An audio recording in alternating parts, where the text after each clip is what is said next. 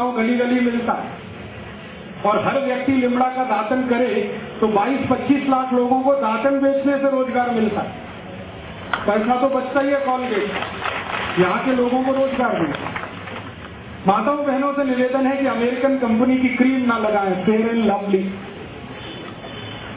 आप बोलेंगे जी इसी से तो गोरापन आता है। फेयर एंड लवली को मैंने 4 साल एक भैंस को लगा के देख लिया, वो अभी भी काली है।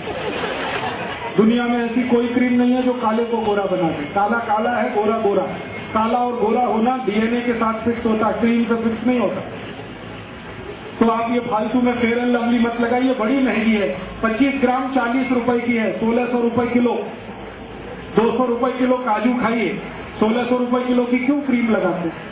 400 रुपए किलो बादाम खाइए, 1600 रुपए किलो की क्रीम क्यों लगाते? भाइयों को निवेदन है कि शेविंग क्रीम ना लगाएं अमेरिका की, पामोलिव, ये अमेरिकन शेविंग क्रीम। तो आप बोलेंगे जी दाढ़ी कैसे बनाए? दूध से दाढ़ी बनेगी। थोड़ा दूध ले लीजिए, चेहरे में लगाइए, रेजर चलाइए, बहुत चिकनी दाढ़ी बनती है। 10 साल से मैं कर रहा हूँ। 4 फायदे हैं।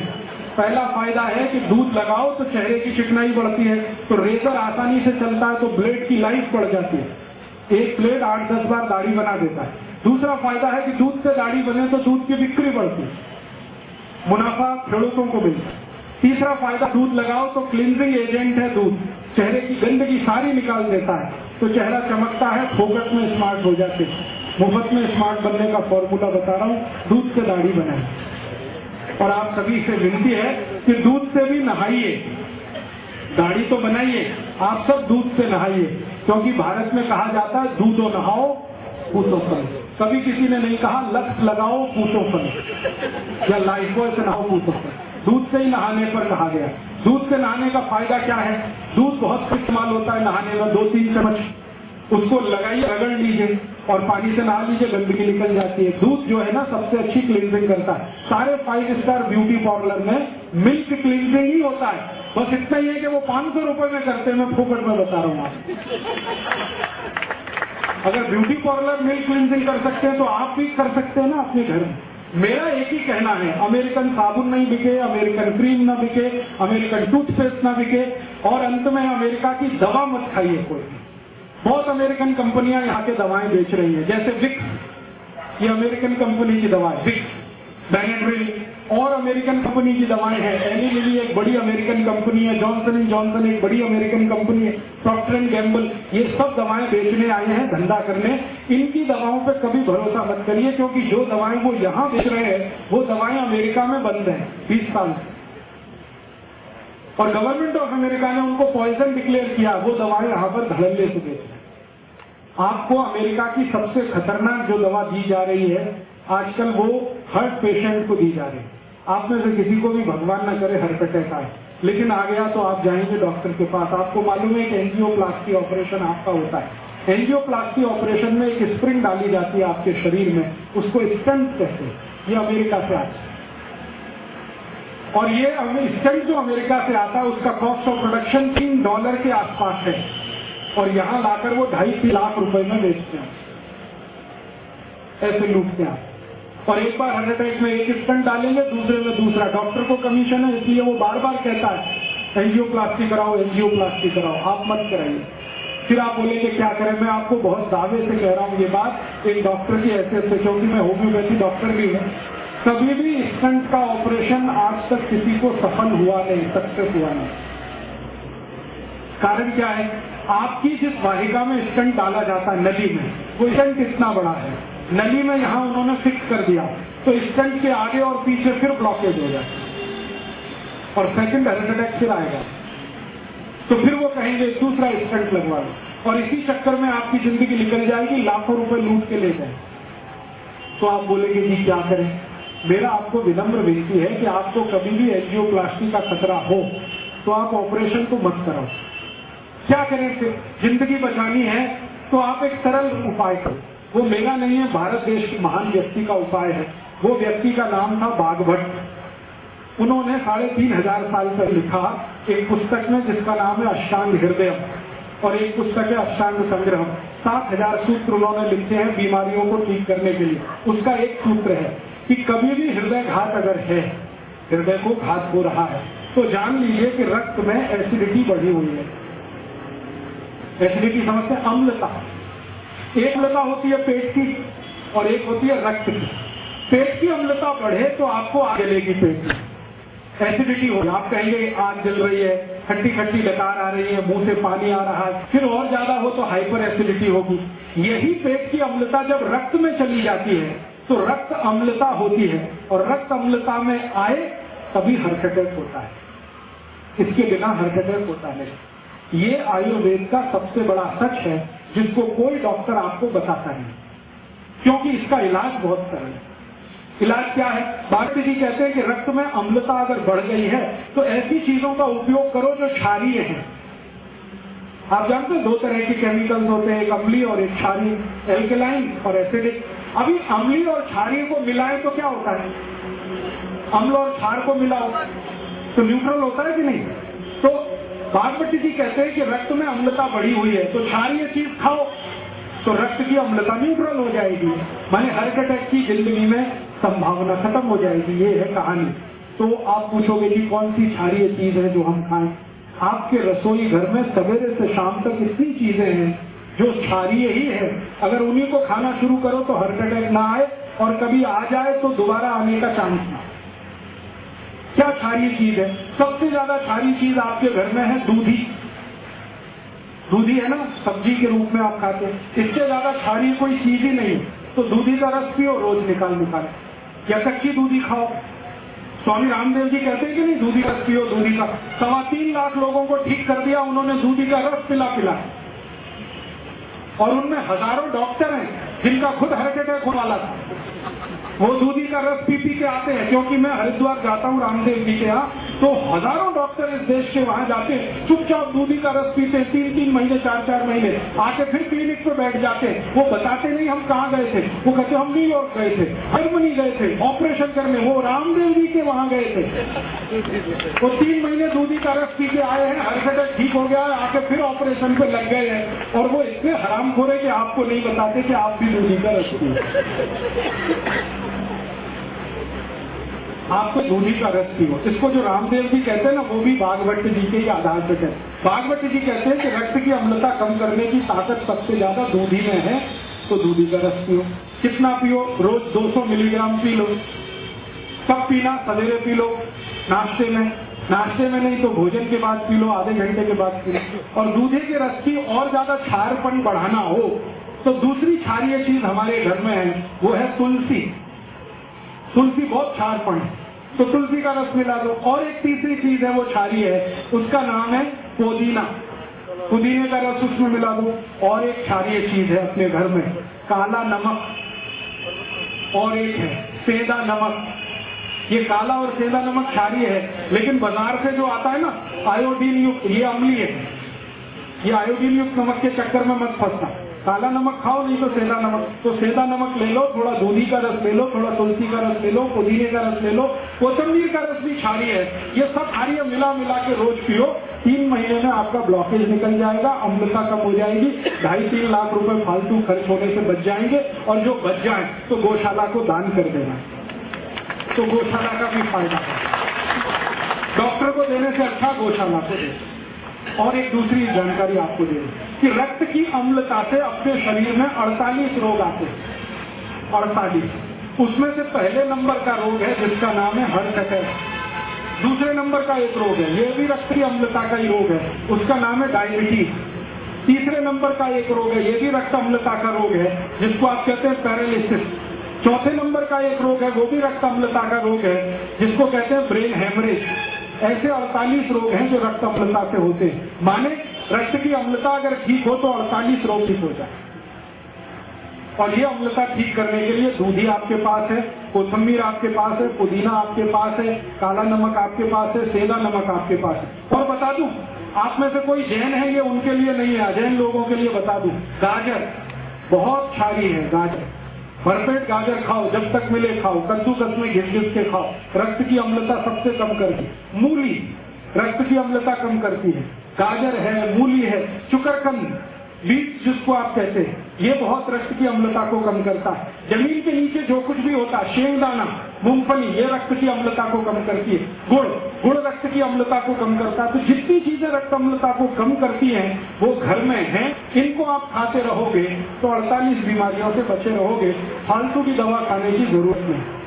अब एक दूसरी जानकारी कि रक्त की अम्लता से जो 48 रोग होते हैं, ऐसे उल्टा भी है, रक्त क्षारीय हो जाए तो भी लगभग 25 से 30 रोग होते हैं।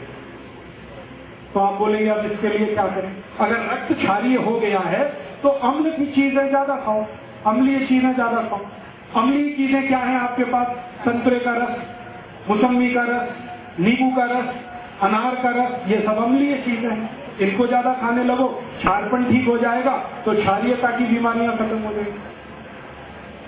तो आप बोलेंगे और क्या करें? 2-3 बातें और कर लो तो अच्छा है। मैं करता हूं, वो आप भी करो। बीमारी मत पड़ो, चक्कर ही नहीं है सारा। ये तो सब झंझट तब है जब आपकी अम्लता बढ़े या क्षारता बढ़े। आप बीमारी मत पड़ो, स्वस्थ रहो, तंदुरुस्त रहो, मस्त रहो। मैं जब आया था ना वापिस, तब से आज तक कोई डॉक्टर के पास नहीं गया। 10 साल हो गए और अगले 10 साल जाने की तैयारी नहीं है मुझे। जब तक कि कोई मुझे गोली से ना मारे और बम ब्लास्ट से ना मारे, तब तक तैयारी नहीं है। मेरी गलती से तो मैं बीमार होता नहीं। आप भी वो गलती मत करो। आप बोलोगे कि हम क्या गलती कर रहे हैं? छोटी छोटी कुछ गलतियां जो रोज हम करते हैं वो कर दो, बीमारी ही नहीं आई। मैंने वो बंद की है। जब से मैंने बागवट का अष्टांग हृदयम पढ़ा, तब से मेरी जिंदगी में मैंने कुछ नियम बनाए, वो आप भी बनाए। बागवट ने अष्टांग हृदयम में 10 नियम कहे हैं जो कोई भी पालन करे तो जिंदगी में बीमार ना हो। मैं वो नियम पालन करता हूँ, आप भी करें। बहुत सरल है, बहुत आसान है, कोई भी कर सकता है। क्या नियम है? बागवट ने सबसे पहला नियम बताया, जिंदगी में कभी बीमार नहीं पड़ेंगे आप। वो ये कहते हैं खाना खाने के तुरंत बाद पानी मत पियो। उन्होंने संस्कृत में कहा भोजनांते विषमवारी, भोजन के अंत, भोजनांते माने भोजन अंते, विषमवारी, विष माने जहर। तो भोजन के अंत में पानी जहर जैसा है, ये है सुख। तो भोजन के अंत में पानी मत पियो। आप बोलेंगे जी कब तक ना पिए? 1.5 घंटे तक मत पियो, उसके बाद पी लो। तो आप कहेंगे बड़ी मुश्किल बात है, 1.5 घंटे कैसे रहे बिना पानी के? तो भागवत जी कहते हैं कि भोजन के तुरंत बाद कुछ पीना है तो छाछ पी लो, और कुछ पीना है तो दूध पी लो, और कुछ पीना है तो कोई फल का रस पी लो, जूस। पानी 1.5 घंटे बाद पी। अब तो चल जाएगा। खाना खाते ही अगर प्यास लग रही है तो जूस पी लो, गिलास भर के, 2 गिलास भर के। जूस कौन सा पिए? जो सबसे सस्ता मिलता हो जिस सीजन में, सबसे सस्ता। सबसे सस्ते से मतलब है ज्यादा उत्पाद होगा तभी सबसे सस्ता होगा। आजकल जो सबसे सस्ता जूस है वो शेरडी का है, गन्ने का पियो। जब भी खाना खाओ गन्ने का रस पी लो, और थोड़े दिन के बाद संतरे का रस आ जाएगा, फिर द्राक्ष का आ जाएगा, अंगूर का आ जाएगा। तो जो रस मिलते हैं बाजार में या सीजन के फल हैं, वो रस पियो खाने के तुरंत बाद। या तो छाछ पियो, नहीं तो दूध पियो। रस पीने का तरीका है सवेरे पीना, छाछ पीने का है दोपहर पीना, दूध पीने का है रात को पीना। खाने के तुरंत बाद दूध पीना है, छाछ पीना, रस पीना है। सुबह खाना खाया तो जूस पीना, दोपहर खाया तो छाछ, रात को तो दूध। अगर पानी पीना है तो 1.5 घंटे बाद ही पीना। क्यों? कारण उसका यह है कि आपने जो कुछ खाया वो पेट में गया, पेट में जाते ही इसमें आग जलती है खाने का पाचन होने के लिए। उसको कहते हैं जठर अग्नि।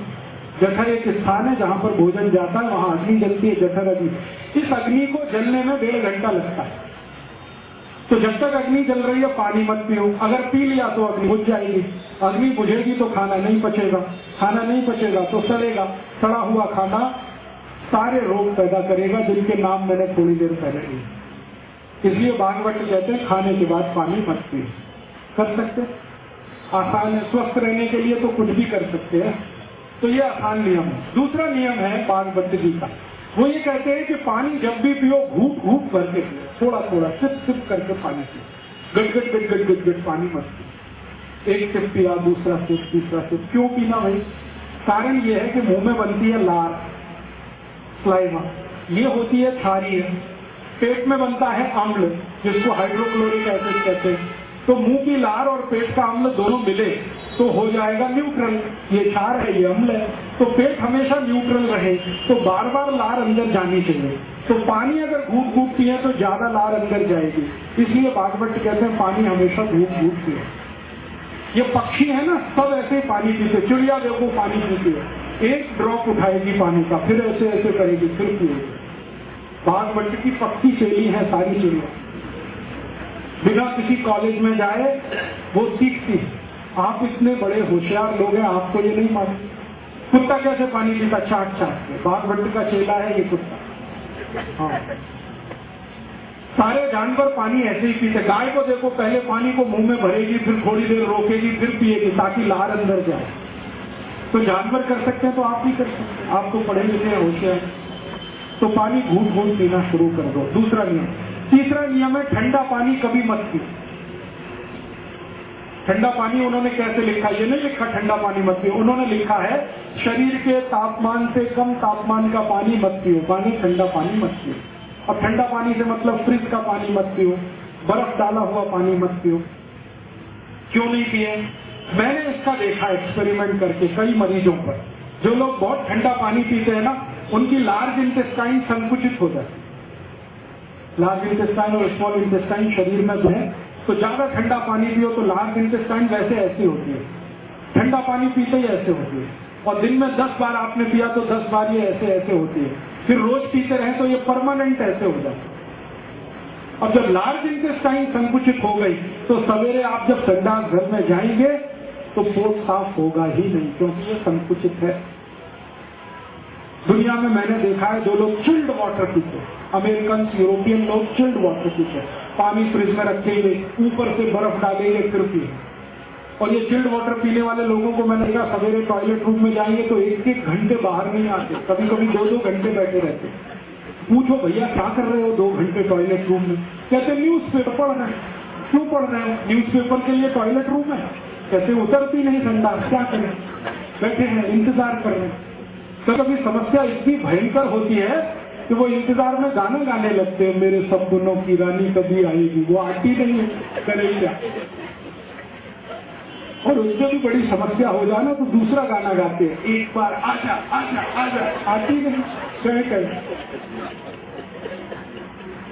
बड़ी समस्या है ये अमेरिकन और यूरोपियन की। आप ये समस्या अपने शरीर में मत लाओ, माने कब्जियत मत होने दो, कॉन्स्टिपेशन मत होने दो, माने ठंडा पानी मत पियो। पानी फिर कैसा पिए? हल्का गर्म पानी पीते रहो। अगर जैन है तो बहुत अच्छा, अजैन है तो भी पानी पक्का हुआ माने गर्म किया हुआ पानी ही पियो। थोड़ा गुनगुना रहे तो बहुत ही अच्छा। और चौथा सूत्र है सवेरे उठते ही सबसे पहले पानी पियो, चाय से पहले पानी पियो। कितना पिए? 3 गिलास पी लो, बिना प्यास के पी लो, थोड़ा थोड़ा घूट घूट भर के पी लो। क्यों? रात भर आप सोए, मुंह में जो लार बनी है ये बहुत कीमती है, ये अंदर जाए तो बहुत अच्छा, इसलिए सुबह उठते ही पानी पीने का नियम। 5वां नियम है खाने को चबा चबा के खाओ। इतनी बार चबाओ जितने आपके दांत, 32 दांत है तो 32 बार चबाओ। कोई कहेगा जी दांत ही नहीं मेरे, तो अब क्या करें? तो मसूड़े है ना, वो दांत के जैसे ही हो जाते हैं। अगर दांत निकल गए तो मसूड़े दांत के जैसे हो जाते हैं, तो धीरे धीरे चबा के आप खा सकते हैं, ऐसी कोई तकलीफ। तो खाना धीरे धीरे चबा चबा के खाओ। 6वां नियम है कभी भी खड़े होकर खाना मत खाओ। 2 पाए आदमी के लिए खड़े होकर खाना वर्जित है, 4 पाए के लिए ठीक है, माने जानवर खड़े होकर खाए तो ठीक है। बुफे सिस्टम बफेलो सिस्टम है, बुफे सिस्टम में खाना मत खाइए, खड़े खड़े मत खाइए, खाना प्लेट में लेके जमीन पे बैठ के खाइए। आप बोलेंगे जी शादी में गए हैं तो क्या, एक प्लेट में खाना लेके कहीं बैठ के खाइए, तो आप कहिए दूसरे लोग हंसेंगे, हंसने दीजिए, वो मूर्ख है इसलिए हंस रहे हैं। मूर्ख लोग बहुत बार हंसते हैं। आप जमीन पे बैठ के खाने लगेंगे, वो भी आपकी नकल देख के करने लगेंगे। तो आप बोलेंगे जी घर में तो डाइनिंग टेबल है, क्या करें, बेच दो इसको, और क्या करें, कचरा सब घर में थोड़ी रखा जाता है। आपने कबाड़ कहीं से लाया और घर में सजा लिया तो अब कबाड़ तो कबाड़ ही है ना, वो हीरा सोना पन्ना तो नहीं होने वाला। और डाइनिंग टेबल कितने इलाके में आपने रख के कितना एरिया घेर रखा है, जरा सोचो। वापी में 1 स्क्वायर फीट कितने का है? 3000 का 4000, 4000 रुपए स्क्वायर फीट के एरिया को आपने डाइनिंग टेबल से घेर के रखा है, जो बिना किसी काम का। सोचो, दुनिया बुद्धि लगाओ ना, कुछ व्यापारी बुद्धि लगाओ, इतना एरिया कवर करके रखा। इससे अच्छा डाइनिंग टेबल ना रहे तो वो एरिया का कुछ तो उपयोग होगा, बैठने में ही काम आएगा।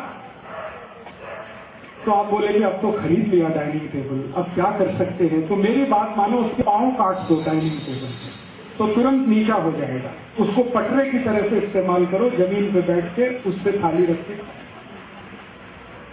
जो आप बोलो घुटने नहीं मुड़ते, बैठे कैसे, कुर्सी तो चाहिए, तो कुर्सी पर बैठकर अगर खाना खाना है तो मैं एक बीच का रास्ता बताता हूँ।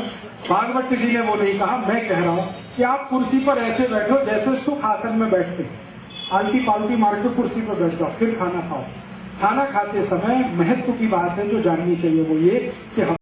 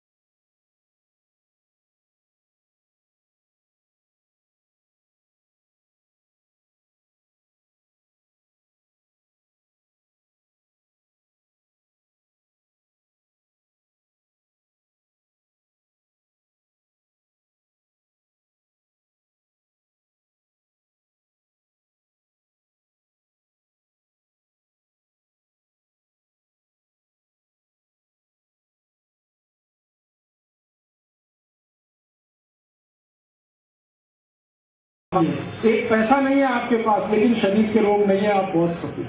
सुख जो है शरीर में से उपजता है, मन बुद्धि के कर्म के आधार पर।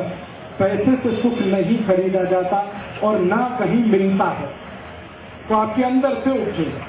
संतुष्टि है तो सुखी होगी, और संतुष्टि होने का एक ही आधार है, निरोगी रहे। तो मेरे दो उद्देश्य हैं, अमेरिका को पैसा ना जाए, उनकी दवा ना बिके, आप सुखी हो जाए, स्वस्थ हो जाए।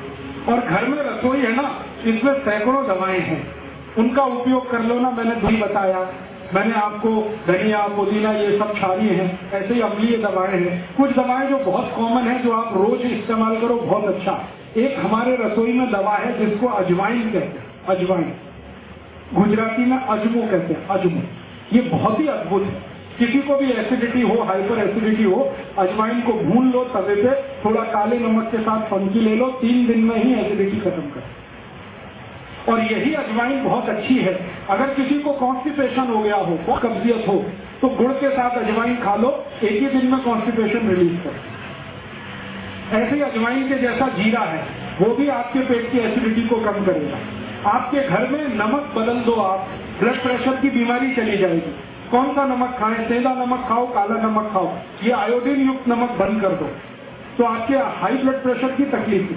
तो ऐसी बहुत सारी चीजें आपके पास साधारण सी हैं, इनका आप उपयोग कर लो, बीमारियों से बच लो, दवाओं के पैसे कम हो जाए, खर्च होना, देश की सुरक्षा बढ़ जाए उससे, और देश का बहुत ज्यादा लोगों का सुख और समृद्धि बढ़ जाए। ऐसी मेरी भावना है। शुरू हुआ वहां से और अंत यहाँ पर है।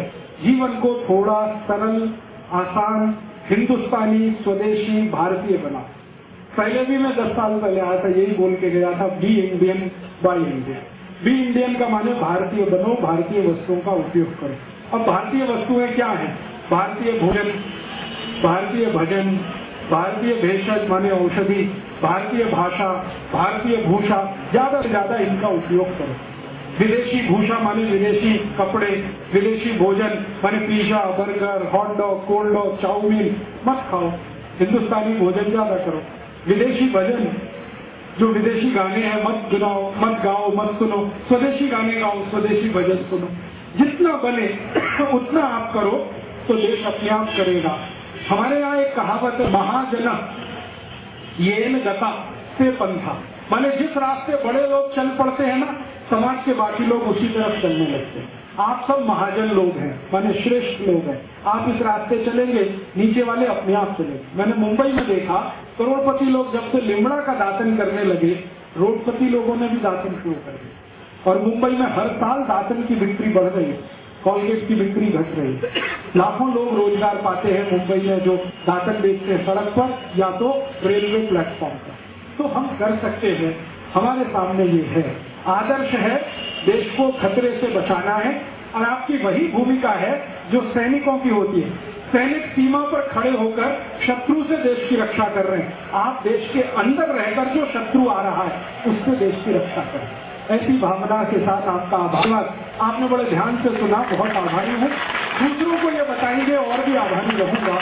ये जितनी बातें मैंने